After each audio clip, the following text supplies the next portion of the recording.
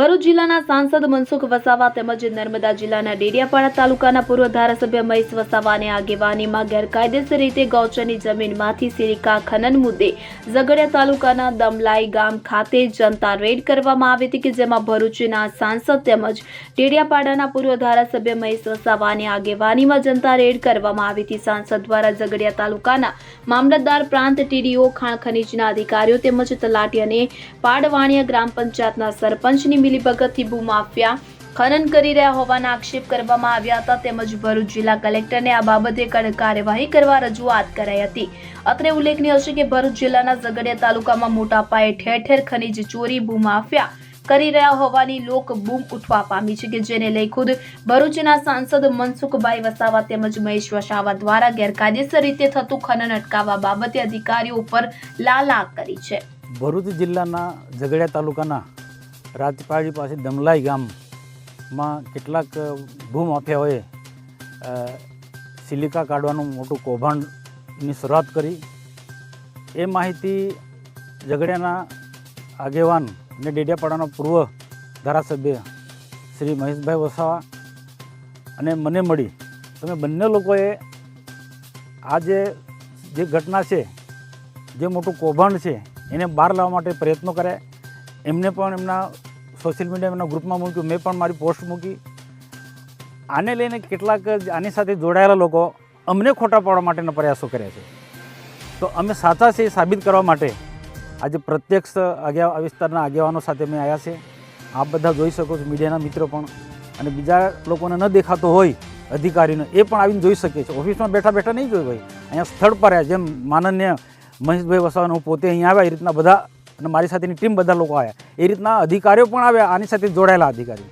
અને મારો હજુ પણ સ્પષ્ટ આક્ષેપ છે, મારા ગ્રુપમાં તો મેં વાત મૂકી જ છે, મારો સ્પષ્ટ આક્ષેપ છે આ જે પ્રકારે જે આ ખનિજ ચોરી થાય છે એમાં પ્રથમ જવાબદાર એ વિસ્તારની પંચાયત જવાબદાર છે, બીજા વિસ્તાર એના મામલતદાર જવાબદાર છે, ટીડીઓ જવાબદાર છે, પ્રાંત અધિકારી જવાબદાર અને પોલીસ પણ જવાબદાર છે। આ બધા જ લોકોની મિલીભગતથી આ પ્રકારની ભૂમાફિયાઓ આ પ્રકારની સિલિકાનું મોટું કૌભાંડ, કરોડો રૂપિયાનું ગેરકાયદેસર કાયદેસર ધંધો કરતા હોય એમને કોઈ વાંધો નથી, રોજગારી મેળવતા હોય એની સાથે કોઈ વાંધો નથી, પણ સ્થાનિક લોકોને રોજગારી મળી જોઈએ। બહારના લોકો આવીને આ પ્રકારનો ધંધો કરે કોઈ પણ સંજોગોમાં અમે ચલાવી લેવા માંગવાના નથી, માગતા નથી। કોઈને રોજગારી મળે એના માટે અમે સામેથી ખુશી, આનંદની લાગણી અનુભવીને સપોર્ટ કરીએ છીએ, પરંતુ ખોટું નહીં કરવું જોઈએ। અને કેટલાક જનતાને પણ મારી અપીલ છે કે કેટલાક આ ભૂમાફિયા અમારા વિરુદ્ધમાં ગેરમાર્ગે લોકોને ચડાવ ઉશ્કેરી રહ્યા છે, અમારા પર ક્યાંક બની શકે તો હુમલા પણ કરવાના પ્રયાસો કરે। આજે મને ફોન આવ્યા કે ત્યાં ના જશો ને વાતાવરણ દોડાય છે, ગંભીર વાતાવરણ, એવું કંઈ વાંધો નહીં, અમે સત્યની લડાઈ લડી છે અને સત્ય માટે લડે છે। મહેશભાઈ પણ ડેડિયાપાડામાં વર્ષોથી ધારાસભ્ય તરીકે આ સત્યની લડાઈ લડ્યા છે, એમના પિતા શ્રી છોટુભાઈના માર્ગે લડાઈ લડી રહ્યા છે। ત્યારે આમ જનતાને પણ અમારી વિનંતી છે કે અમે સાચી લડાઈ લડી છે, આદિવાસીના હક અને અધિકાર માટેની લડાઈ લડી રહ્યા છે। આદિવાસીનો હક અને અધિકાર પંચાયત તો એટલો નથી, એના આમ પ્રજા, આખા ગામને લોકોનો આ જે ચાલે છે આ કૌભાંડ, એ ગામના લોકોને રોજગારી મળે એના નિયમ પ્રમાણે એમને કોઈ વાંધો નથી, પરંતુ આજે કેટલાક ભૂમાફિયાઓ, રેત માફિયાઓ, સિલિકા માફિયાઓ, આ સિલિકા માફિયા રાજપાડીમાં જો ક્યાં ક્યાં ઠેર ઠેર એજન્સીઓ ઠોકી બેસાડી છે, એ બધા લીગલી નથી। સરકારની જે કેટલાક નિયમો છે, પોલિસી છે, એનો વિરુદ્ધ જઈને આ બધું ઠેર ઠેર સિલિકા કૌભાંડ કરી રહ્યા છે। નાના હશે કે પછી મોટા લક્ષો છે, મોટા લોકોની મોટી વગ હશે, પરંતુ અહીંના લોકો જાગૃત થયા છે। ગમે એટલી વગવાળા હશે, ગમે એટલા પૈસાદાર હશે, પણ અમારા આગળ આ લોકો ટકી નથી શકવાના। અમે આ ફક્ત દમલાઈ ગામ પૂરતું નથી, અમારી લડાઈ ગામે ગામ, જ્યાં આ રીતના ગેરકાયદેસર રીતના ખાણ ખનીજમાં ચોરી થતી હશે, રેતી કૌભાંડમાં ચોરી થતી હશે, કે સિલિકાનું કૌભાંડ થતું હશે ગેરકાયદેસર, તે બધા ગામોમાં જઈશું અને જનતાને જાગૃત કરીશું અને ગેરમાર્ગે દોરાશે એમને કહીશું ભાઈ આ લડાઈ તમારા સ્થાનિક લોકો માટે છે, સ્થાનિક ગામના આદિવાસી યુવાનો માટે લડાઈ છે, અને તમે આ ધંધો તમે કરો, બીજાને સપોર્ટ ના કરો। અને એક બે કદાચ ભણેલા ગણેલા યુવાન કોઈક લાલચમાં આવીને આવા લોકોને સપોર્ટ કરે એ વ્યાજબી નથી। તો આવનારા દિવસોની અંદર અમે વહીવટીતંત્રનું પણ ધ્યાન દોર્યું છે અને જો હજુ પણ ધ્યાન દોરવાના છે। હું મહેશભાઈ સાથે જઈને કલેક્ટરને રજૂઆત કરીશું, આની તપાસ થવી જોઈએ। એમાં પંચાયતના પણ જવાબદાર લોકો છે, એમાં સરપંચ હશે, તલાટી હશે, મામલતદાર પણ જવાબદાર છે, પોલીસ પણ તેટલી જવાબદાર, ટીડીઓ પણ તેટલો જવાબદાર અને પ્રાંત અધિકારી પણ તેટલો જવાબદાર છે। આજે જો મહેશભાઈ પોસ્ટ મૂકી, મેં પોસ્ટ મૂકી, આ ખાલી પોલીસ બંદોબસ્ત એકલા આવ્યા છે અમને બીવડાવવા માટે, પણ અધિકારી જેમની ખરેખર જેમની જવાબદારી છે, ખાણ ખનીજથી માંડીને બધા જ લોકો, મામલતદાર કે પ્રાંત કે જે હશે એ બધા લોકો અહીંયા આવવું જોઈતું હતું.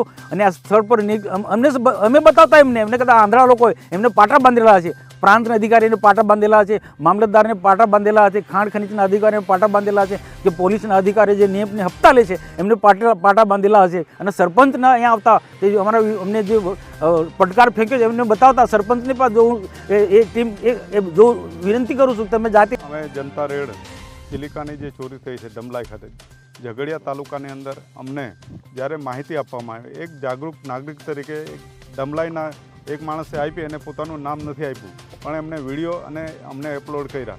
અને મેં રાતે ને રાતે માન્ય આપણા સાંસદ સભ્ય શ્રી એમને મારા સોશિયલ મીડિયાથી એમને મેં લખીને મોકલ્યો, વિડીયો મોકલ્યા ને એમને તરત પછી ટ્વીટ કરીને એમણે અધિકારીઓને જાણ કરી.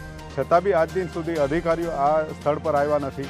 અમે ફરી પાછું લખવું પડ્યું, કલેક્ટરશ્રીને અમારો પત્ર લખવો પડ્યો કે અધિકારી પ્રાંત અધિકારીને અમે જાણ કરી, છતાં એમણે અમારો સોશિયલ મીડિયાનો જે અમે સોશિયલ કરેલું એ પણ એને રિસીવ નથી કર્યું.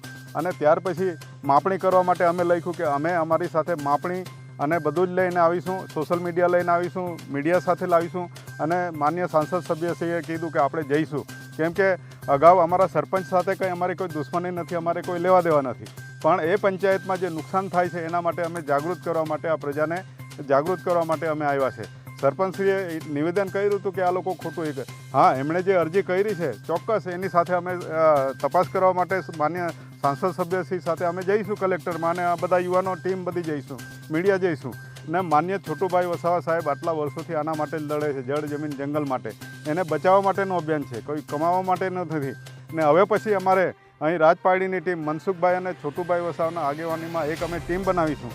ને રોજનું જે ખનિજો ચોરી થાય છે એકલી ડમલાઈ માટે નથી, પણ નર્મદા મૈયા હોય કે બીજા પથ્થરો હોય કે બધી કોઈ પણ હશે, ઓવરલોડ ગાડીઓ ચાલતી હશે, ખોટી રીતે ખાડા ખોદીને રોયલ્ટી વગર, પરમિશન વગર, જીપીસીપી વગર, એ બધા પર અમે રેડો કરીશું. ને એના અભ્યાસુ લોકો અમારી સાથે છે, યુવાનો ઘણા બધા છે. ડૉક્ટર અશ્વિન પણ અહીં ગાડી ભાવિનભાઈ એ પણ લડે છે, સાથે સાથે અમારી સાથે ઘણા પડિયાર છે, બીજા વૈભવ ભાવ છે, બધા જ અમે સાથે લડીશું. અને આ બધી ટીમ જે છે આજે જે અમારી સાથે હિંમત રાખીને બધા આવ્યા છે એમને પણ ધન્યવાદ.